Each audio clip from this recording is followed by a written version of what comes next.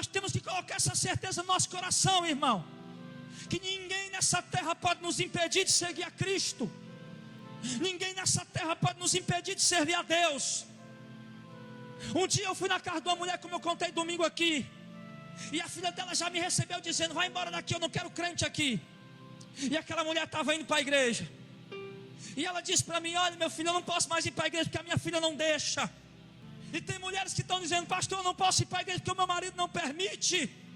Tem filhos que estão dizendo: pastor, eu não posso ir para a igreja, eu não posso ir para a igreja porque meus pais não deixam. Eu digo: tudo bem, eles podem te impedir de ir para a igreja, eles podem te impedir, teu marido pode te impedir de ir para a igreja, teus filhos podem te impedir de ir para a igreja, teus pais podem te impedir de ir para a igreja, mas de servir a Cristo ninguém pode te impedir. De guardar a palavra de Deus, de andar nos caminhos do Senhor, de fazer a vontade de Deus, de viver a vontade de Deus, isso ninguém pode te impedir.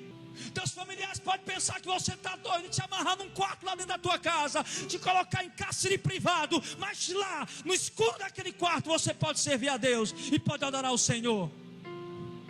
Como John Bunyan, aquele que escreveu o livro O Peregrino, ele foi preso por causa do nome de Jesus. Ele passou, se eu não me engano, 10 anos preso numa cela pequena, escura. Ele tinha uma esposa e tinha vários filhos, e um desses filhos era deficiente, era uma menina cega.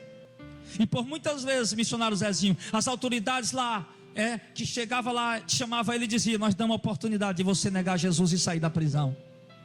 E ele disse que todas as vezes que eles davam essa oportunidade, ele dizia: eu não vou negar Jesus, se vocês me soltar, eu vou continuar pregando a mesma coisa que eu estava pregando.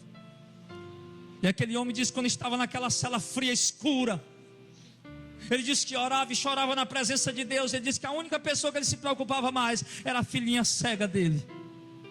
Ele dizia: oh meu Deus, como é triste a vida da minha filhinha cega sem mim. Como ela precisa de mim, eu não posso estar lá ao lado dela. Imagina a provação desse homem, irmão.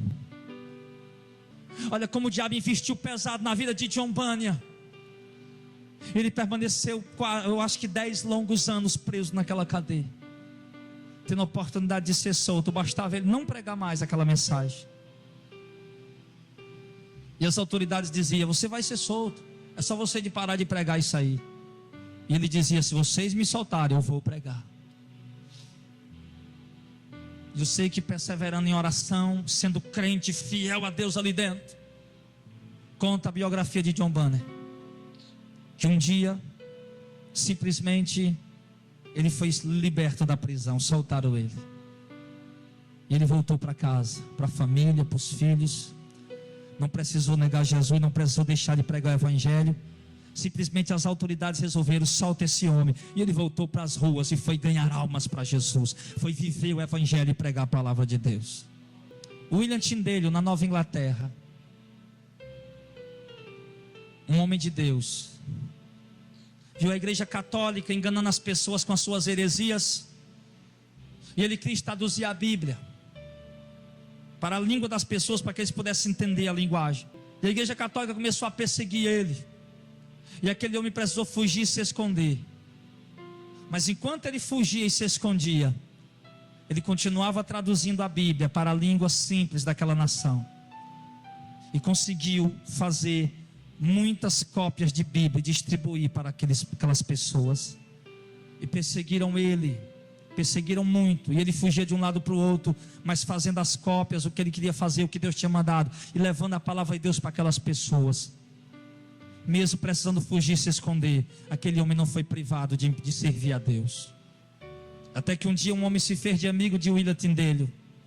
William Tyndale, eu vim aqui para aprender com você. Conseguiu encontrar ele. Só que aquele homem era enviado lá de Roma. O clero e o papado havia contratado aquele homem para se fazer de alguém que queria seguir a doutrina de William Tyndale, e acabaram prendendo ele e levando ele preso e matando ele, queimando ele vivo na fogueira.